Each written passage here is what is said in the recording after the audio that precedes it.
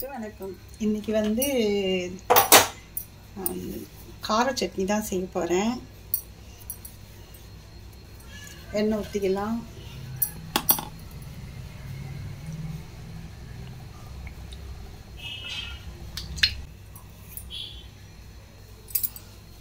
எண்ணெய் காஞ்சிச்சு. வெங்காயம் போட்டுக்கலாம். நான் ஒரு 2 வெங்காயம் போட்டிருக்கேன். இதிலே இஞ்சி பூண்டு போட்டுருக்கேன்.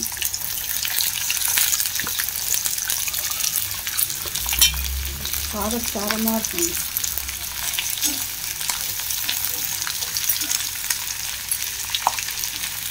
தெரியுதுங்களா? இஞ்சி பூண்டு ரொம்ப வதக்க வேண்டியதில்லை. நம்ம அப்படியே எல்லாம் 1 by 1 போட்டு கண்ணாடி பதம் வந்தால் போதும்.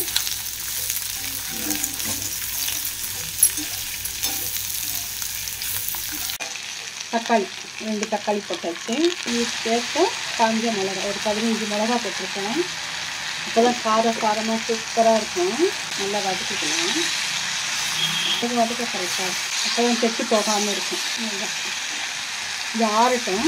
ஆறினோன்னு அரிசி வந்து காட்டணும். அந்த தாளிச்சிடலாம்.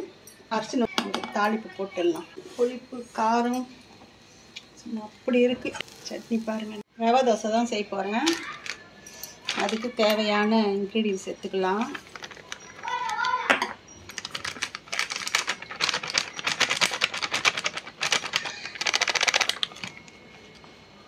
எந்த கப்பில் அளக்குறோமோ அதே கப்பில் தான் நம்ம எல்லாமே அளந்துக்கணும். மைதா மாவு இதில் 1 கப்பு எடுத்துருக்கேன்.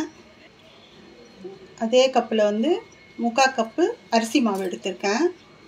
அரிசி மாவு கொஞ்சம் அழிச்சிக்கலாம்.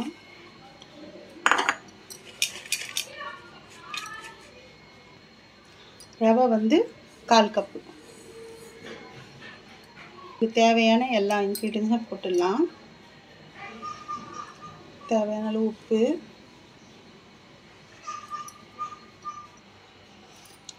இஞ்சி, வரேன் மிளகு, ஜீரகம் தெரியலையா பாரு.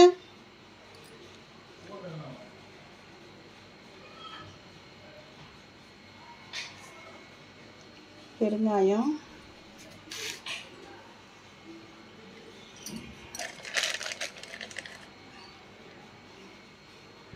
முந்திரி சும்மா எல்லாம் ஒரு ஸ்பூன் தான் போட்டிருக்கேன்.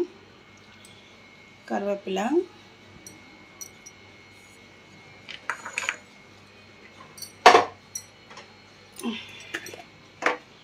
ஒரு பிஞ்ச்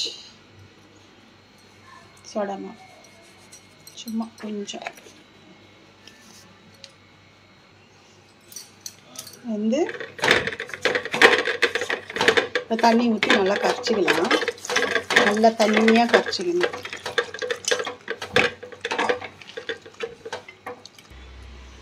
இந்த பதத்துக்கு தான் கரைச்சி வச்சுருக்கேன். ரவை வந்து ஊறணும் இல்லையா, அதுக்காக கொஞ்சம் ஒரு 10 நிமிஷம்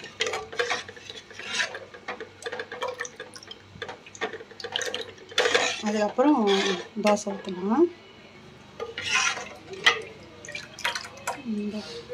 இந்த பதத்துக்கு தான் இருக்கணும். அடுப்பு ஆன் பண்ணி இது வச்சிடலாம். தவா வச்சுட்டா கரெக்டாக இருக்கும். சொல்ல மறந்துட்டேன், பச்சை மிளகா ஒரு 3 கீறி வச்சுருக்கேன்.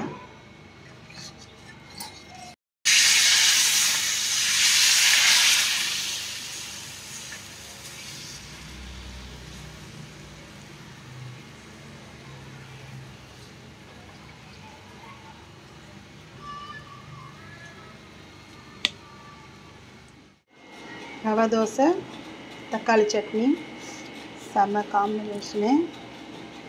ரெண்டுமே நல்லாயிருக்கும். வாங்க சாப்பிட்லாம். லைக் பண்ணுங்கள், ஷேர் பண்ணுங்கள், சப்ஸ்கிரைப் பண்ணுங்கள். ஹோட்டல் ஸ்டைல் சூப்பராக இருந்தீங்கன்னா செஞ்சு பாருங்கள். தேங்க்யூ.